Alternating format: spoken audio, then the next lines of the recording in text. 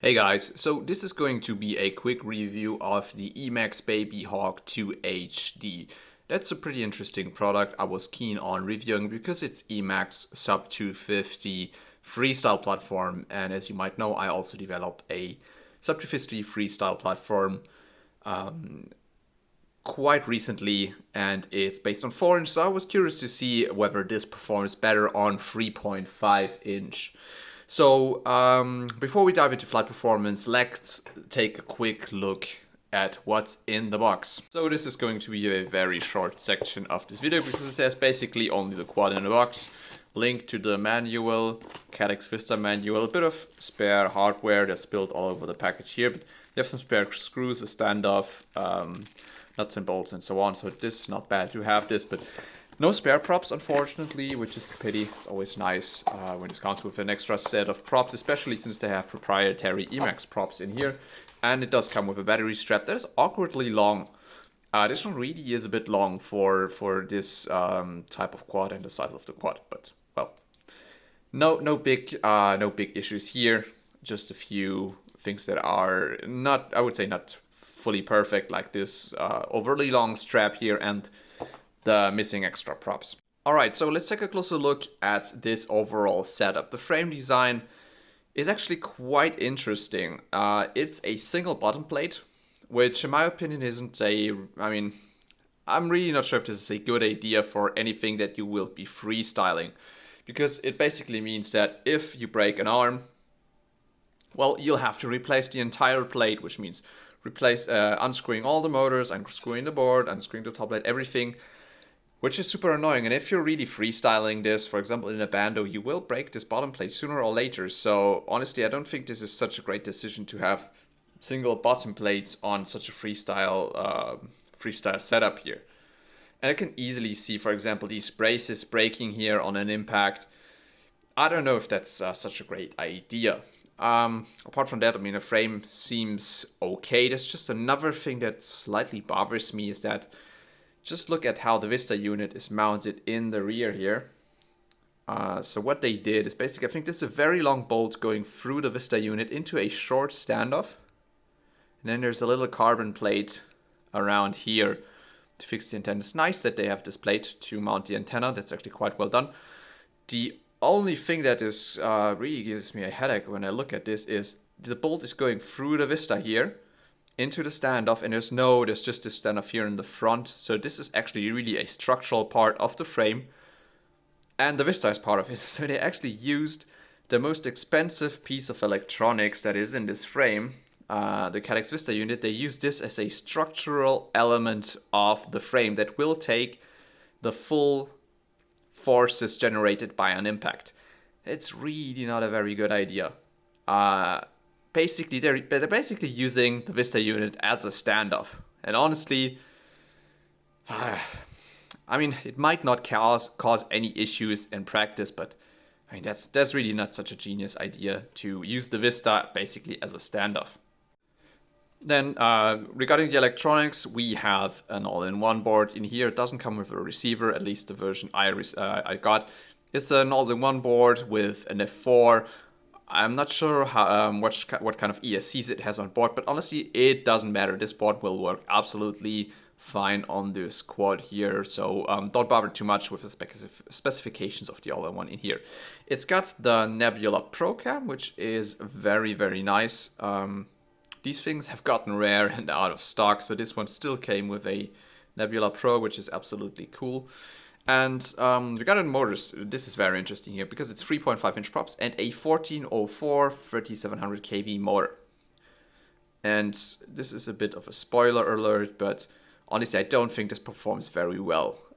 This thing got some pretty positive review, but I was honestly quite disappointed by how these rather small motors perform on 3.5 inch.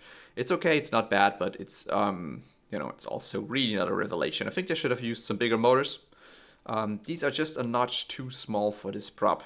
Very unfortunate, but I mean, I guess this is what they had on shelf, the 1404s. And they can also spin a bigger prop. They can spin a 4-inch prop, but really only on a long-range quad and not if you're looking for something that is really freestyle capable. and apparently not even 3.5 inch, because this really seems to lack some torque and motor stator when you're flying it. So this is a bit unfortunate, but I'll talk about flight performance in a bit more detail in a second. But that's about all about this overall setup here. Let's just put it on the scale for a second, and I think we're done with a tour of this overall configuration. All right, so let's put it on there. We have 137 grams, so it's actually really quite easy to get to sub250. 240 grams with an 850 battery strap. 244. Now, honestly, this is surprisingly close to 250. But I mean, this battery is relatively large. I think you could get away with a smaller battery easily. And I mean, there's still some room. There's still 5 grams left. The battery's a big. So I think they should maybe have invested in bigger motors in terms of, the weight budget you have. I think it wouldn't hurt to have bigger motors on there at all. Because again, sorry, I mentioned the flight performance of these 1404s and 3.5 inch is quite disappointing. But apart from that, I don't see any big issues here. The frame design is okay. It has a few flaws, like the single bottom plate and this standoff Vista story here in the rear. But I mean, apart from that, I don't see anything that really worries me. I would say it's not really outstanding in any way, but it seems at least somewhat decent in terms of how this overall thing is put together and designed. All right, so let's talk about flight performance, and I have to say it really flies quite okay.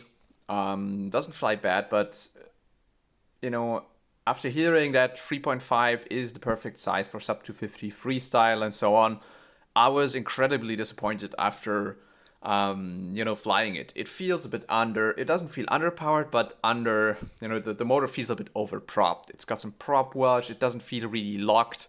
It's a bit loose in the air. It's not very responsive and not very snappy. And I mean, you can believe me or not, because now I'm obviously advertising my own product, but the 4-inch platform here on 1804s, the Recon 4 FR, is just on another level when it comes to flight performance. It's just much better.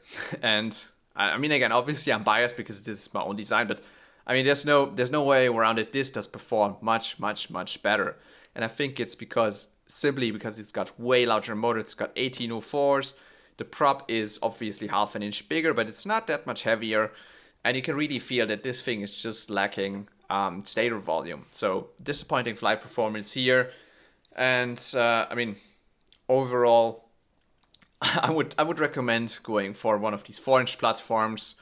For now, HGLRC has one too that is very similar with a single bottom plate if you like this. But really, you will like the Recon 4 FR much better in terms of flight performance than this. And I think this could be solved easily with a bigger motor on the Emax. And I'm also going to try these 3.5-inch props on the Recon 4 FR in another video, because I think this could also perform great. But so far, I have to say, yes, 3.5-inch might be a very good prop size for sub250 freestyle, but then again, not in this exact configuration and these motors especially.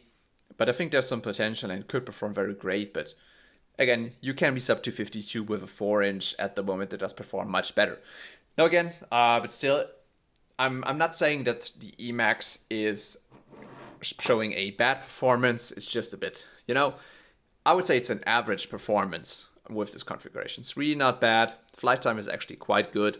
But the flight characteristics, and that's in my opinion what you're looking for if you're looking at freestyle, aren't fully there. Now again, I don't know if they intended this as a pure breed freestyle machine, but that's not really what it is. But again, especially for a beginner, for example, this is going to perform absolutely okay. I would just say that this really isn't the peak of sub250 freestyle performance that can be achieved and that has been achieved so far. All right, guys, that's my overall conclusion on the Babyhawk 2. Now, hope you found this interesting and useful. And if you like this video, please hit that subscribe button. Bye-bye.